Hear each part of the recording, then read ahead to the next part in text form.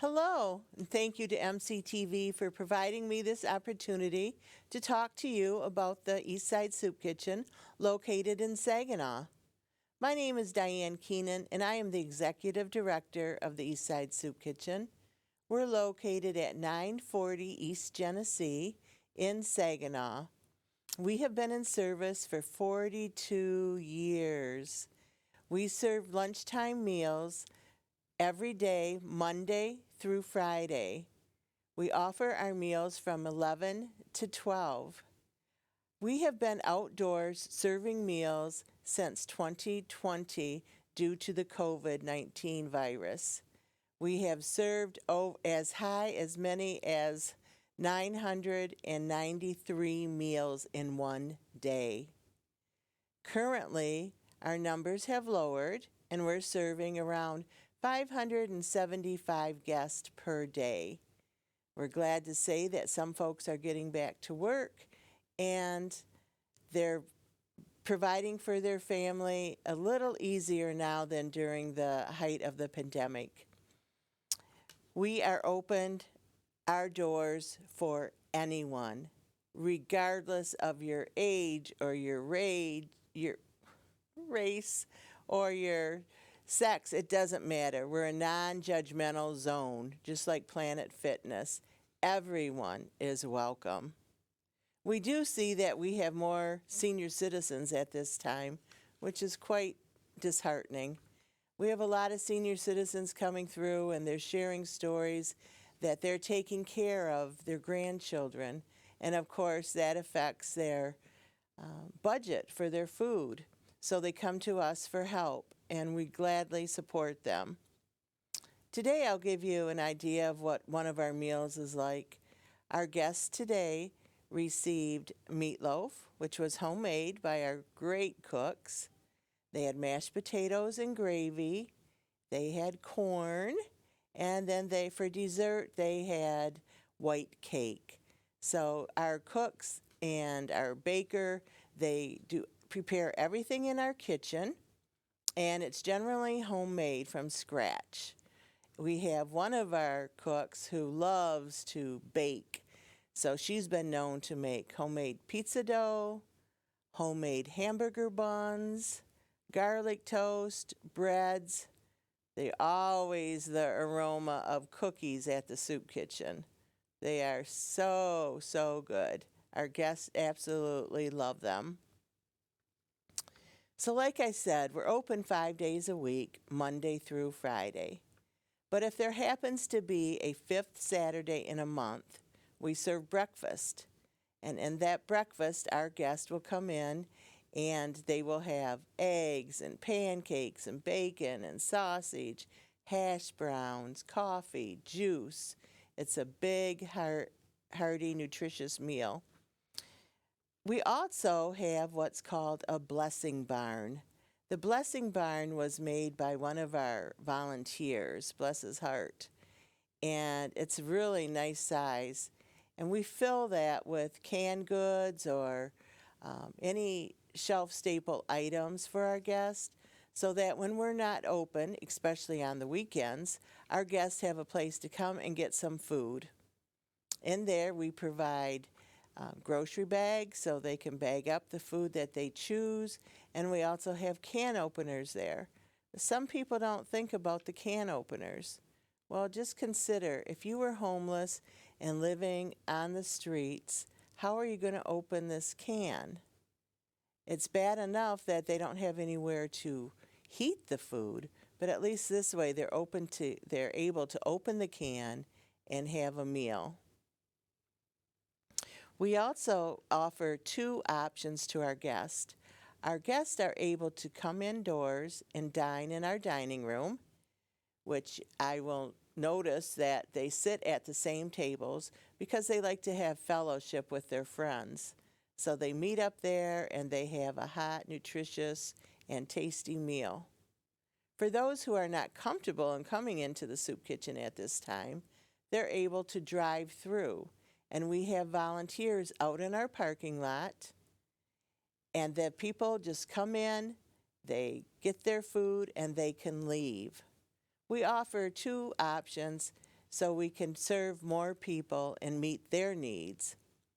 One guest told me that they have an elderly mother at home, and so they need to get back to her.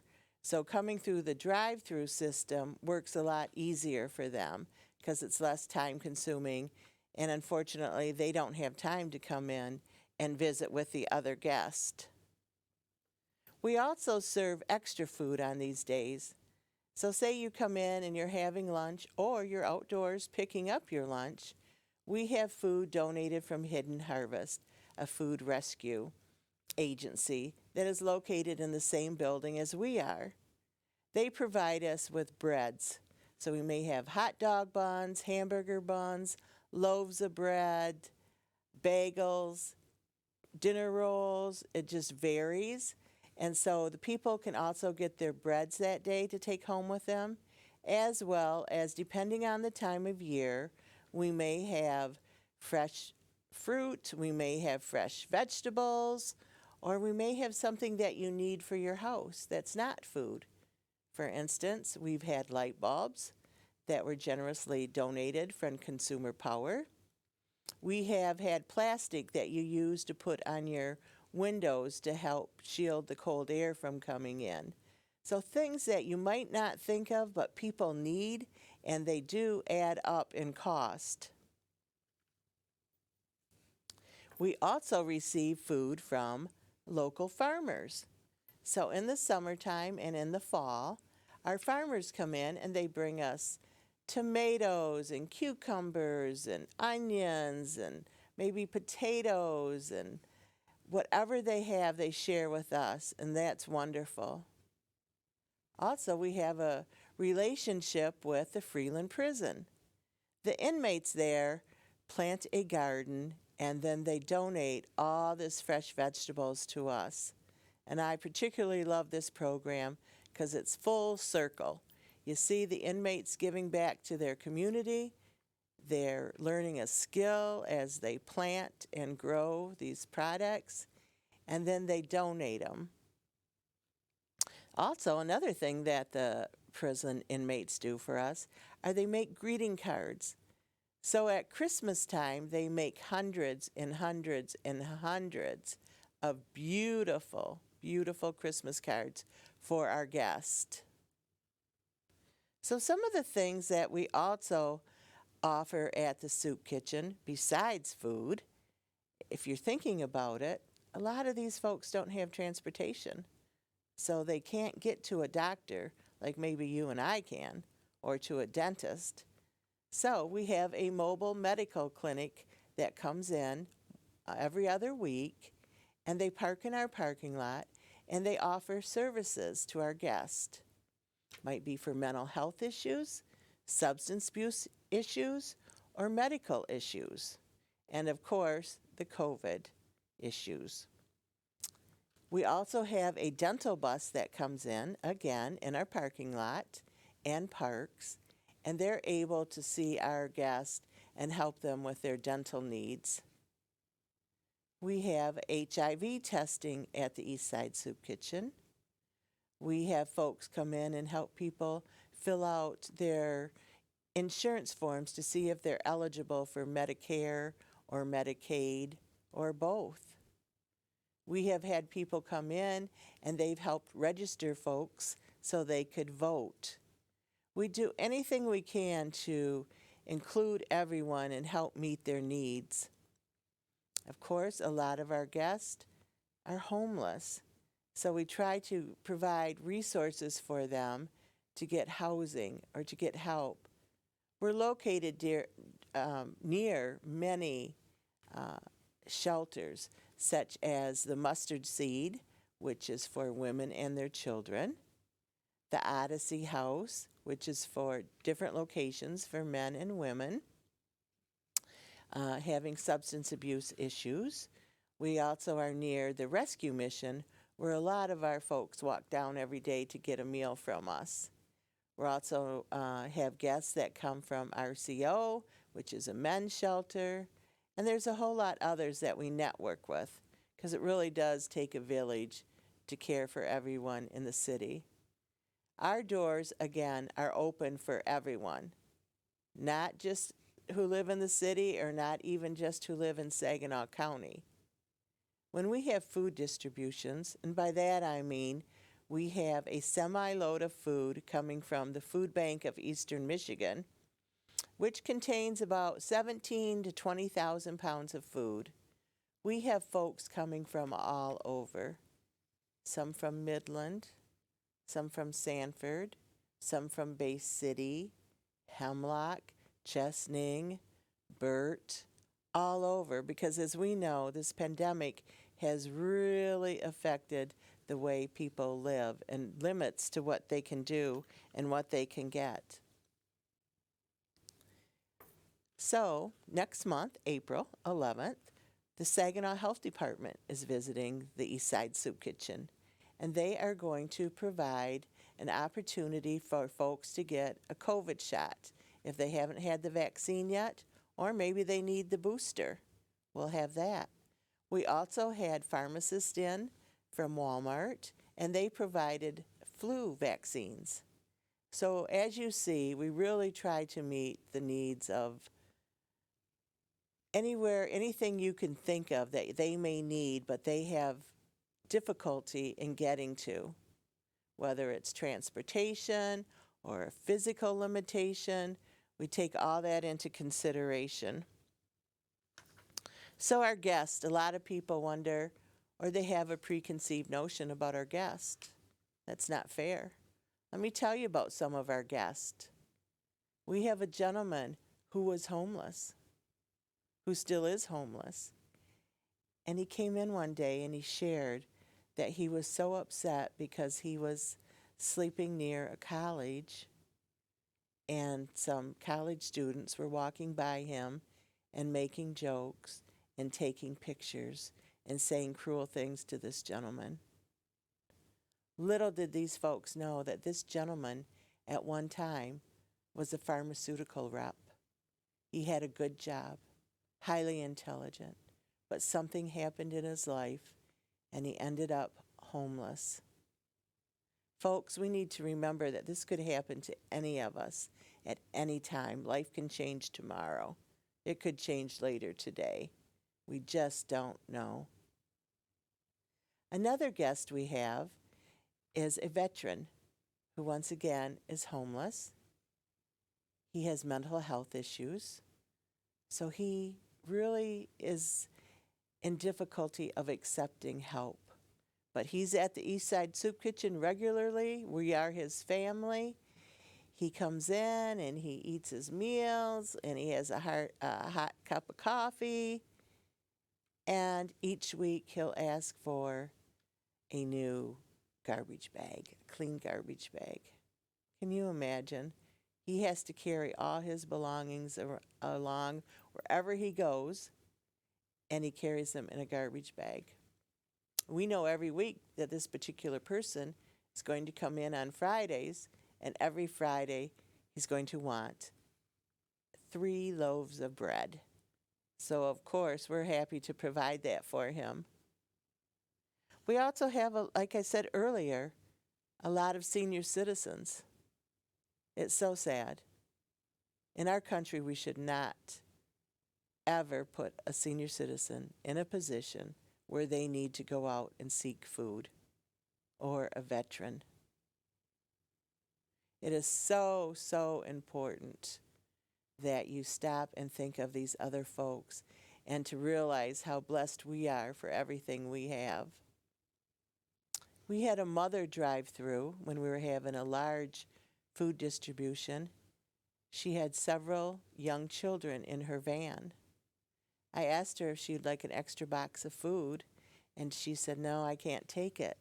I said, "If you don't mind, may I ask you why?" And she said, "Because I don't have a refrigerator." It broke my heart. It truly did with these kids. And this particular incident was in the summer, so it was hot. And for some reason, I don't know why, but I just wanted the kids to have popsicles. And I thought, they don't even have a refrigerator or freezer. So I told her, I said, "You know what? We're going to get you a refrigerator. It won't be new, but we will get you a refrigerator that's clean and that works. Well, I have to share this story. We had someone there doing community service for the Eastside Soup Kitchen. And he came up to me and he said, Diane, I have a refrigerator that lady can have. I heard her speaking to you. He said, since I've quit drinking, I have a refrigerator in my pole barn that I no longer need or use. Sure enough, she got the refrigerator within a couple days.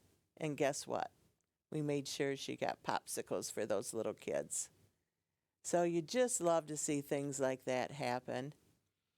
We also have a gentleman who was coming up to the soup kitchen, and he was turning his life around. He was from out of town up north, and his family disowned him because he was an alcoholic, by his words. And he said that he had been in and out of rehab and that his family got upset with him because he couldn't stay sober. Well, guess what? He's sober. He has a job, and he stops by and sees us. So that is just, it really touches your heart, and you think, I started at making a relationship, developing a relationship, a friendship with someone at the Eastside Soup Kitchen. Another guest we have was walking. I don't know if you know where we're located in Genesee. It's on the east side of the city. They walked all the way to Tittabawassee Road to Fashion Square Mall because they got a job. Can you imagine? Because yes, there is bus service, but it wasn't available for his shifts, either when they started or when they ended. All we had to do is put the word out there on our Facebook page just a couple of days ago, and guess what? We have a bike for him, and he is so happy and so proud of himself right now for turning his life around, and we just wish him the best. All these folks I'm talking about, they're family. They are family. We look for them. If they're not at the Eastside Soup Kitchen, we start asking around, hey, have you seen so-and-so? And so-and-so, I'm concerned. And our guests do look out for each other. Recently, we had a raffle. So when the guests walk into the door, they receive a raffle ticket. And on different days, we have different items to give away. Well, two occasions stick out to in my mind. We had two men win fleece blankets that students from Novell School made themselves and donated, several of them. But this day we gave away these two. These two gentlemen won them. And each one of them took those blankets, which were very warm, very nice, brand new. I knew they could use them, but they gave them to two children that were there eating with their parents. That's what kind of guests we have. They care about each other. They look out for each other. The other day it was pouring outside, and I mean pouring rain. And that particular day we gave away umbrellas. And this one gentleman won an umbrella, had it, was grateful. He's outside, and I'm at the door kind of just, wishing folks safety to get home or wherever they're going. And I hear him say to this woman who's walking to the bus station right in front of our building, and he says to her, here, I just won this umbrella. Would you like it? And I thought, how nice, because I knew he could use that umbrella for himself, but he gave it to this woman. And I tell you what, it's really heartwarming to see somebody that's down but willing still to help others. That's a big heart. I just ask that if you are able, if you could help support the Eastside Soup Kitchen, it would greatly be appreciated by many. There's several ways to help. One, you could do a food drive with your friends, your family, or maybe if you belong to some organization or your work. Another thing you could do is purchase gift cards for us. We purchase food from Sam's Club and Gordon's and the Food Bank of Eastern Michigan.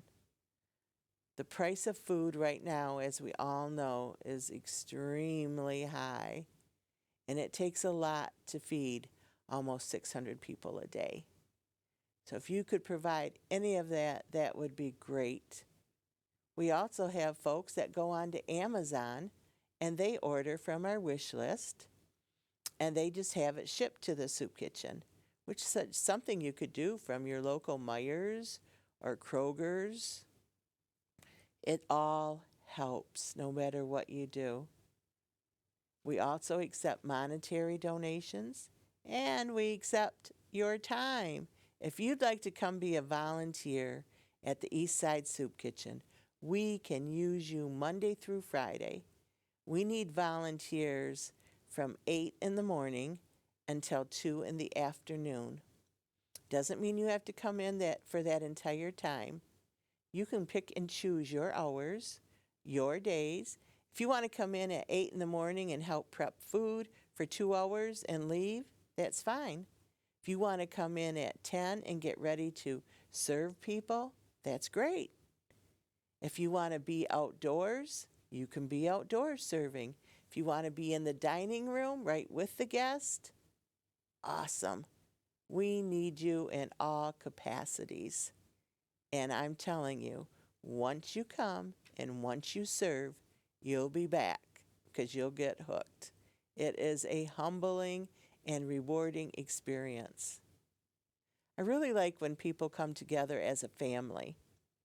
So if you have mom and dad and the kids, or it's a grandparent and they have their grandchildren with them, you would be surprised the impact that has on children when they see somebody who's coming to this building to have a meal.